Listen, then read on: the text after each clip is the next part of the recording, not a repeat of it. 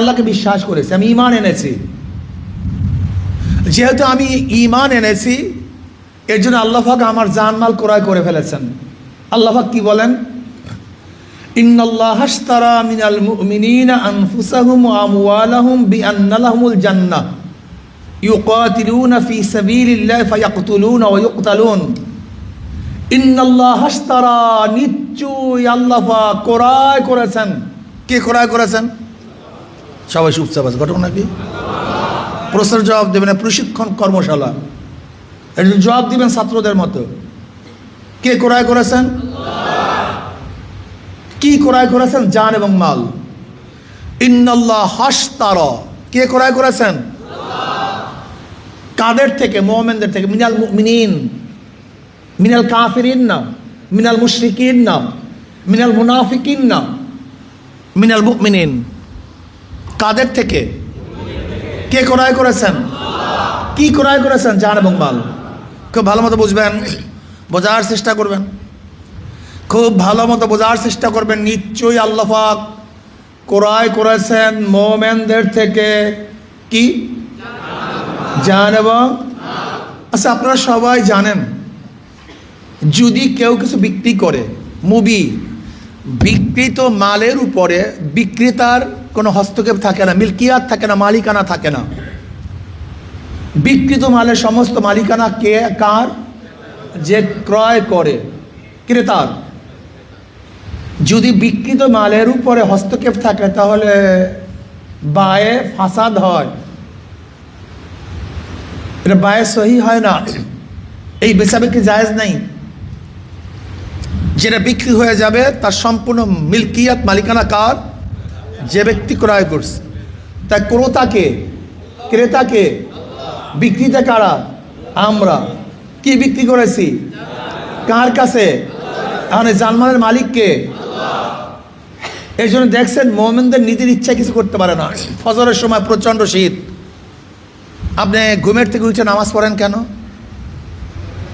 কেন? এটা তো আমার জীবন না, জীবন কার? আল্লাহ বলছেন এই সময় নামাজ পড়, কাজে আমার জীবন আমি ব্যবহার করতে পারি না, আল্লাহ যেভাবে বলছে সেই ব্যবহার করতে হয়। আমরা প্রচণ্ড গরমের মধ্যে রোজা রাখেন কেন? কারণ এই জীবন আমার না, কার? এই জন্য আল্লাহ পাক হুকুম দিচ্ছেন এইভাবে রোজা রাখ, আমাকে রাখতে হয়। মাল কামাই করি আমি, আমার টাকার 2.5% কেন খরচ করব? টাকা তো আমার। কেন? এই টাকার মালিক কে? আল্লাহ পাক যেইভাবে বন্টন করতে বলছেন সেইভাবে বন্টন করতে হয়। আচ্ছা, মৃত্যু যাওয়ার আগে আমি কি আমার ইচ্ছা মতো আমার মালকে শরীকদের মধ্যে বন্টন করতে পারি? কেন? কেন? মালের মালিক তো তুমি না, মালের মালিক কে? আল্লাহ পাক যেইভাবে বন্টন করেছেন তার বাইরে তোমার কিছু করার নেই, করতে পারবে না। দেখছেন অবস্থাটা কি?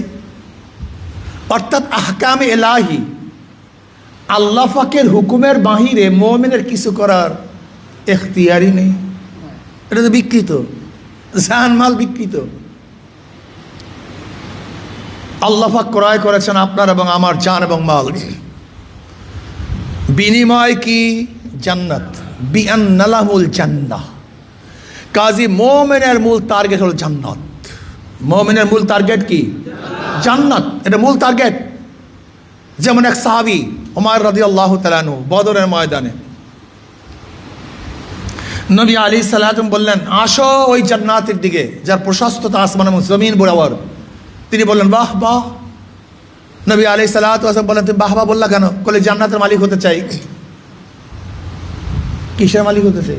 না এমপি, না মন্ত্রী, না, ওই জান্নাতের মালিক হতে চাই। খাজুরগুলি ফিকা মাইরা ঝাপায়া পড়ছে, শহীদ হয়ে গেছে। কোথায় চলে গেছেন? এক ব্যক্তি কাফের নবী আলাইহিস সালামের কাছে আসছে, বলছে, ইয়া নবী আল্লাহ, আমি ঈমান আনি, আমি কি পাবো? বলে, জান্নাত। বলে, বায়াত করান। কি পাইছে? জোরে বলেন। আল্লাহ পাক জানমাল ক্রয় করছেন কিসের বিনিময়? তা আমাদের মূল টার্গেট তো জান্নাত, আল্লাহ পাকের রেজা, আল্লাহ পাকের সন্তুষ্টি এবং আবাদবল থাকবো জান্নাতে। ইসলামী আন্দোলন বাংলাদেশ এর জন্য, ইসলামের জন্য সব কিছু ত্যাগ করতে পারে, কিন্তু ক্ষমতার জন্য ইসলাম ত্যাগ করতে পারে না। এদের মূল টার্গেট তো জান্নাত। এদের মূল টার্গেট তো রেজা, আল্লাহ সন্তুষ্টি। এই জন্য অন্য অন্য দল যাহা কিছু পারে আমরা তা দেখেন না। এই গত নির্বাচনে ইসলামের পক্ষে এক বাক্সের নীতি ঘোষণা করেছেন ইসলামী আন্দোলন বাংলাদেশ, শ্রদ্ধাভাজন আমির, আসো ইসলামের পক্ষে একটা বাক্স দেব। আহ্বান অনেক সাড়াও দিয়েছিল, স্টিয়ারিংয়ে ছিল পীর সাহেব চরমনাই। আমাদের দল, আমাদের কাফেলা চলতেছিল মদিনার দিকে। আমরা কোথায় চলতেছিলাম? মদিনার দিকে। মদিনার সনদ কায়েম হবে, ইসলাম হুকুমাত কায়েম করব।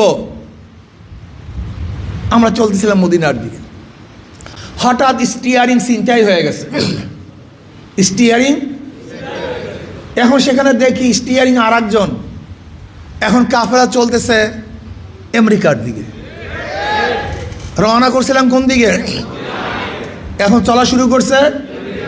আচ্ছা, মদিনাওয়ালারা কি আমেরিকার দিকে যেতে পারে? তড়ি করে নেমে গেছে। নামো জলদি, এই কাফেলায় থাকা যাবে না, জলদি নামো। অনেক কষ্ট হয়েছে, হাত নাই, পাও নাই, চামড়া নাই, রক্ত নাই, বহু ত্যাগ করেছি। কিন্তু যতই ত্যাগ হোক না কেন, যত কিছুই নোকসান হোক না কেন, দুনিয়ার নোকসান সহ্য করবো, কিন্তু আখিরাতের নোকসান সহ্য করবো না।